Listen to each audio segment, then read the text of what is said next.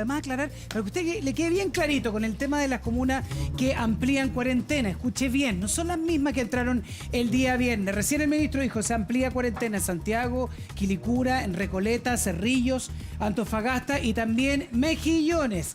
Y se mantienen en cuarentena. Gino, que está llegando. Sí, Cerro Navia, Conchalí, La Cisterna, La Florida, La Granja, Lo Espejo y Lo Prado, Macul, Renca, Peñalolén, San Joaquín, San Miguel. Importante información para precisar ahí lo que estaban un poco confundidos. Le quedó clarito, doctor. Sí. ¿Por qué esta es la semana clave?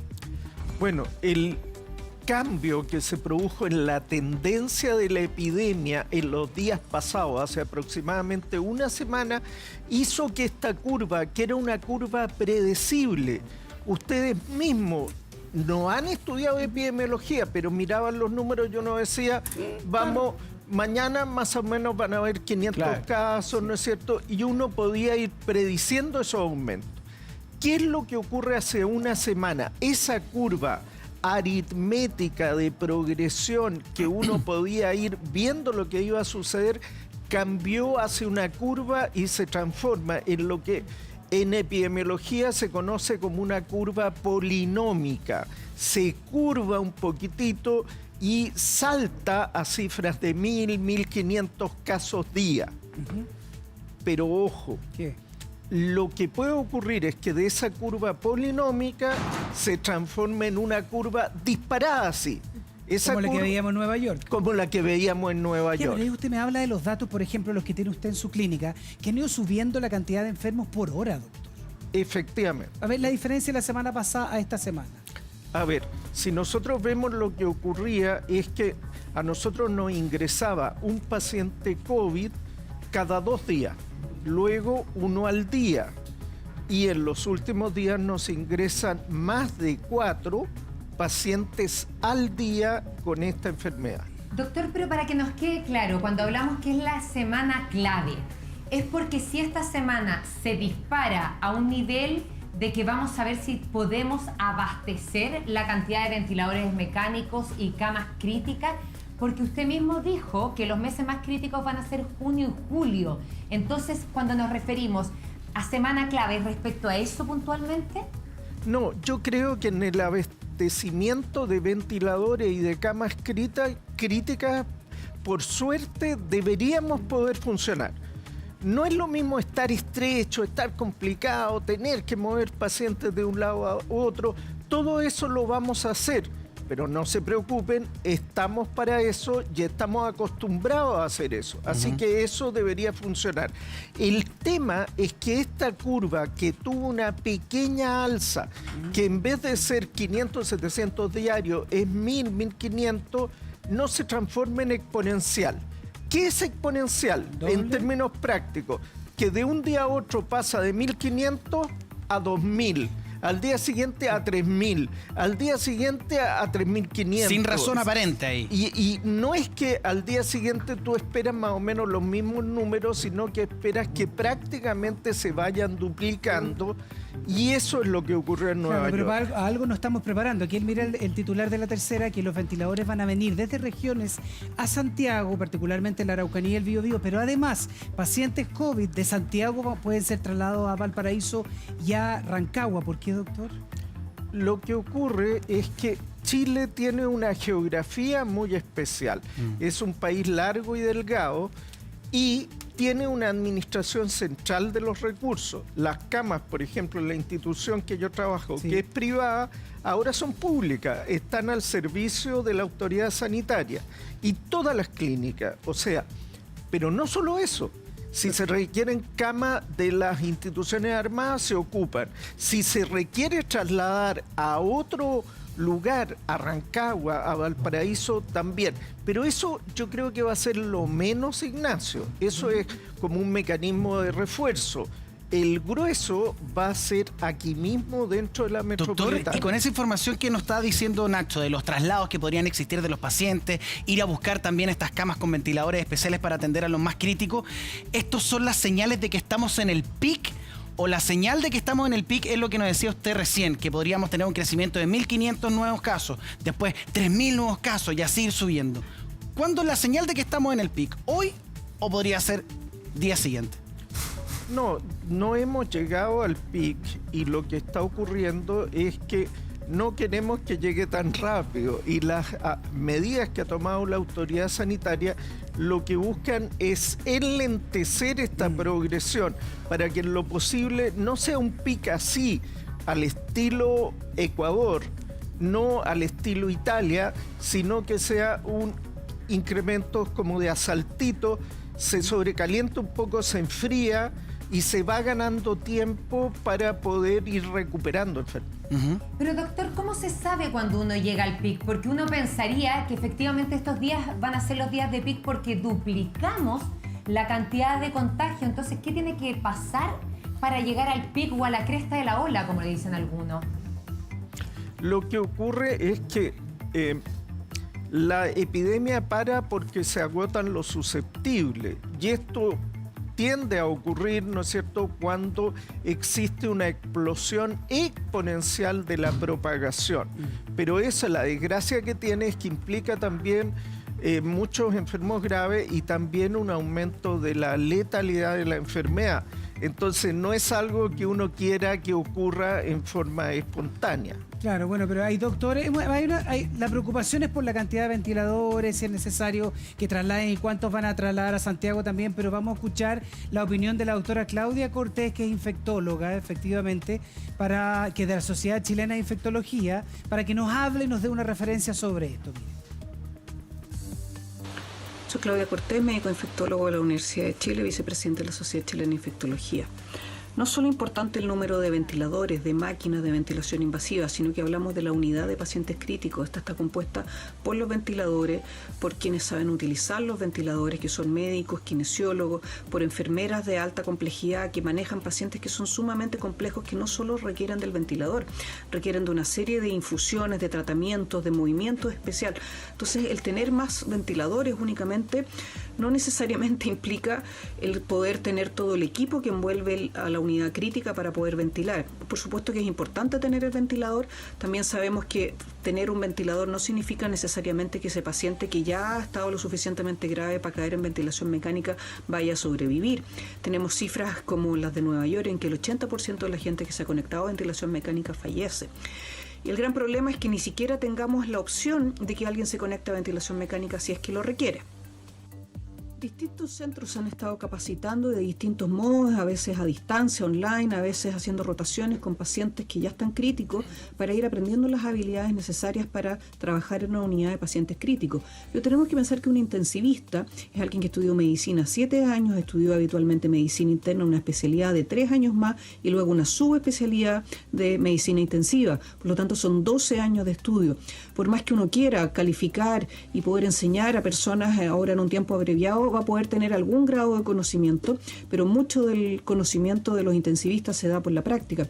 Por lo tanto, es muy bueno que se estén comprando ventiladores, es muy bueno que se esté entrenando gente, pero como lo ha dicho la Sociedad Chilena de Medicina Intensiva, al haber más ventiladores y al expandir su uso, va a haber gente que está menos entrenada porque sencillamente no hay gente formada en su utilización y esas personas, esos pacientes que van a tener acceso a esos ventiladores, eventualmente van a tener una calidad de cuidado que va a ir una calidad de atención que va a ir disminuyendo porque sencillamente es personal menos entrenado. Oye, eso me parece bien preocupante, doctora. A ver, ¿qué tiene que decir respecto a esto último que decía la doctora? Porque decía y daba a entender que da lo mismo la cantidad de ventiladores que tengamos, no tenemos las personas capacitadas para usarlos. ¿Es así? Mira, a ver, lo que plantea la doctora es correcto, pero analicémoslo seriamente cómo se responde frente a eso. Con un ventilador, llegó. Tenemos el ventilador, pero aparte del ventilador necesitamos más gente. Entonces, ¿cuál es la ventaja? Que nosotros sabíamos lo que iba a ocurrir antes, porque en otros países esto estaba ocurriendo antes. Entonces, el país se fue preparando. Las diferentes sociedades de medicina intensiva, la SOCHIMI y la Sociedad Chilena de Medicina Crítica, han entrenado gente. ¿De dónde sacas médicos? Sí, médicos intensivistas hay más de 100, pero no son los 1.200 que hay en Argentina. Claro. Y van a haber más ventiladores que intensivistas. Bueno, tú pones intensivistas a cargo de la unidad, un intensivista que pasa visita, que está a cargo de la unidad, y conformas la unidad con médicos no intensivistas. Claro. ¿Qué médico puede ser? No va a ser un médico dermatólogo, ¿Anestesiólogo? pero anestesiólogo, respirólogos, cardiólogos que manejan unidades coronarias. ¿Me entiendes cómo? Pero lo que decía ella era que, claro, efectivamente se necesita más gente para el ventilador, pero no, los que van a estar hoy día no tendrían la suficiente preparación para poder operar esos ventiladores y esa cama crítica. Claro, pero lo que tú haces ahí para dar un buen cuidado y un sistema eficiente, tú pones un intensivista que está a cargo de una unidad. Supervisa el tratamiento, visa todas las terapias y pones en el equipo a médicos, por ejemplo, anestesiólogos. ¿Qué ocurre, por ejemplo, tú tomas broncopulmonares y los pones a hacer turno, supervisados por un intensivista? El anestesiólogo sabe intubar, sabe manejar la ventilación mecánica, sabe usar la droga, en fin. Y en los protocolos que se utilizan, bueno, eso se discute y además tienen un intensivista las 24 horas del día por teléfono y de las 8 de la mañana a las 6, 7, 8 de la tarde ahí presente. Ahora, doctor, también ha habido denuncias específicamente del Hospital San José, que hay personas que no han podido acceder a ventiladores mecánicos. Esto ha sido negado por el gobierno, pero aquí la pregunta que uno se genera y que genera pánico es si efectivamente vamos a tener que entrar a la encrucijada de España de tener que ver a quién tratan y a quién no por la capacidad que tengamos de ventiladores. María Luisa, esa es una muy buena pregunta. ¿Por qué? Porque España no es un país cualquiera, es uno de los países que tiene los mejores sistemas de sanidad del mundo, digámoslo. Y sobre todo salud pública. En salud pública. Sí. Y hoy en día somos todos salud pública. Sí. Todas las clínicas estamos al servicio del sistema público. Se acabó esto de público y privado, estamos trabajando todos para lo mismo. Entonces, España tiene un buen sistema y no dio abasto. ¿Cuál es la diferencia de Chile? Que Chile, viendo que esto iba a ocurrir, se preparó.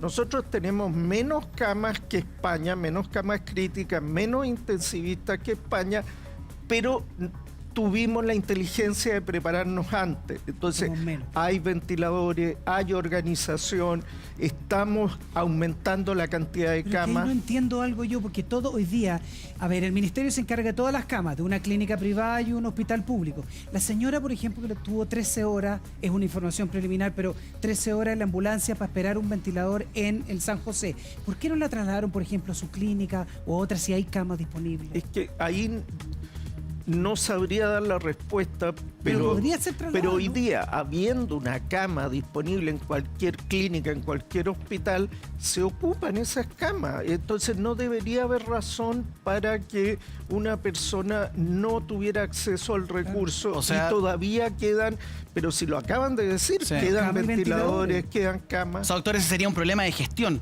porque lo que yo también estaba viendo a través de las declaraciones que entregaban ahora, yo estaba pensando, puede ocurrir de que existan camas donde un paciente debe, por su condición, acceder a esta cama, pero si no hay una persona, un doctor que la sepa operar, ¿me quedo sin ventilador?